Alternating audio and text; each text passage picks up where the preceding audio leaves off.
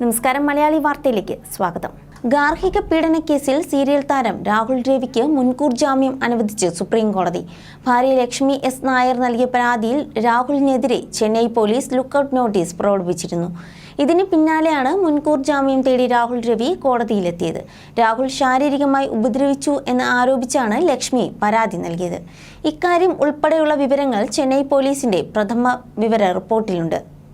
പെരുമ്പാവൂരിൽ വെച്ച് 2020 രാഹുലിന്റെയും ലക്ഷ്മിയുടെയും വിവാഹം.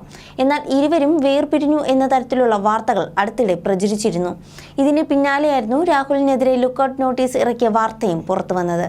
ലക്ഷ്മിക്ക് കിട്ടിയ വിവരങ്ങളുടെ അടിസ്ഥാനത്തിൽ അവർ 2023 ഏപ്രിൽ 26 അർദ്ധരാത്രിയിൽ പോലീസിനും അപ്പാർട്ട്മെന്റ് അസോസിയേഷൻ അംഗങ്ങൾക്കുമൊപ്പം രാഹുലിന്റെ അപ്പാർട്ട്മെന്റിലേക്ക് പോയപ്പോഴാണ് നടനൊപ്പം ഒരു പെൺകുട്ടിയെ കണ്ടെത്തിയെന്ന് FIRൽ പറയുന്നത്.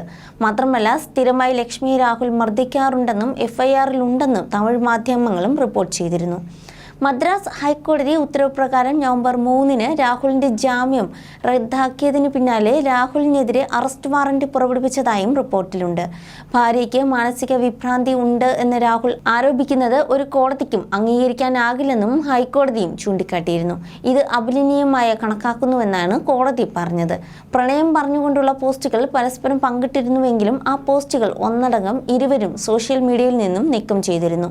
വിവാഹം നടന്നതിന്റെ യാതൊരു ചിത്രങ്ങളോ പോസ്റ്റുകളോ ഇരുവരുടെയും അക്കൗണ്ടുകളിൽ ഇല്ലായിരുന്നതാണ് ആരാധകരിലും സംശയം കൂട്ടിയത്.